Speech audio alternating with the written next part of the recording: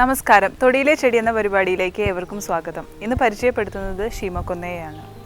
മധ്യ അമേരിക്കയാണ് ശീമക്കൊന്നയുടെ ജന്മനാട്.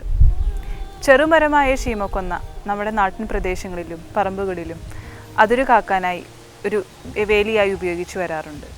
വേനൽക്കാലത്ത് ഗ്രാമങ്ങൾക്ക് കുളിര് നൽകുവാനായിട്ട് ശീമക്കൊന്ന ഒരു വലിയ പങ്കാണ് ശീമക്കൊന്നയ്ക്കുള്ളത്. ഫെബേസിയ കുടുംബാംഗത്തിൽ വരുന്ന ഇതിൻ്റെ ശാസ്ത്രീയ നാമം ഗ്ലൈറിസീഡിയ സെപ്പിയം എന്നാണ്. സമ്പുഷ്ടമായ നൈട്രജൻ്റെ സാന്നിധ്യം ഉള്ളതുകൊണ്ട് തന്നെ കേരളത്തിൽ നെൽവയലുകളിലും അതേപോലെ തെങ്ങിൻ തോപ്പുകളിലുമെല്ലാം പച്ചില വളമായി ശീമക്കൊന്ന ഉപയോഗിച്ചു വരുന്നു. ശീമക്കൊന്നയുടെ ഇലയും ചാണകവും കൂടി ചേർത്താണ് ഈ വളമായി ഉപയോഗിക്കുന്നത്. കൂടാതെ തടങ്ങളിൽ പുതയിടുവാനും അതുപോലെ കാലിത്തീറ്റയിലും ഈ ശീമക്കൊന്ന ഉപയോഗിക്കാറുണ്ട്. 10 മുതൽ 12 മീറ്റർ വരെ ഉയരത്തിലാണ് ശീമക്കൊന്ന വളരാറുള്ളത്. ഇതിൻ്റെ കാതലിന് നല്ല ഉറപ്പാണുള്ളത്. അതുപോലെ നീളുടെ തണ്ടുകളോട് കൂടിയിട്ടുള്ള ഇതിൻ്റെ ഇലകൾ സമുഖമായി വിന്യസിച്ചിരിക്കുന്നു.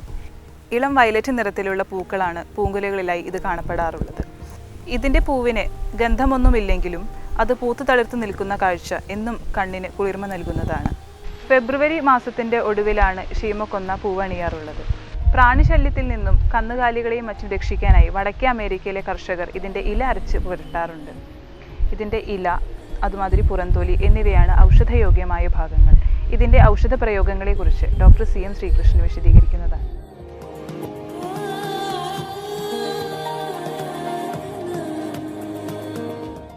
ശീമക്കൊന്ന ഒരു വേലിയൊക്കെയായിട്ട് ഉപയോഗിക്കാൻ വേണ്ടിയിട്ടായിരുന്നു പണ്ട് കൊണ്ടുവന്നത്. പക്ഷെ അതിൻ്റെ ഒരു ഗുണം പറയുകയാണെങ്കിൽ അതിൽ ഏറ്റവും കൂടുതൽ ഈ വളമായിട്ടാണ് ഉപയോഗിക്കുക. അതിൽ നൈട്രജൻ കണ്ടൻറ്റ് വളരെ അധികം ഉണ്ട്.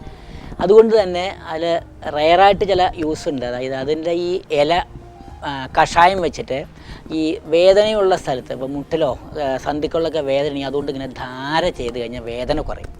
കാരണം വാതശമനാണത്.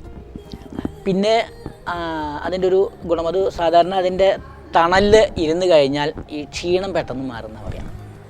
അതുപോലെ ഈ ലൈക്കൻ ബ്ലൈൻഡ്നസ് എന്നൊരു രോഗമുണ്ട്. ശരീരത്തിൽ തന്നെ കറുത്ത നിറത്തിൽ തന്നെ കട്ടിയായിട്ട് ഇങ്ങനെ പുള്ളിയായിട്ട് വരുന്ന ഒരു അസുഖം, കിഡിഭം എന്നൊക്കെയാണ് സംസ്കൃതത്തിൽ അതിന് പേര് വരിക.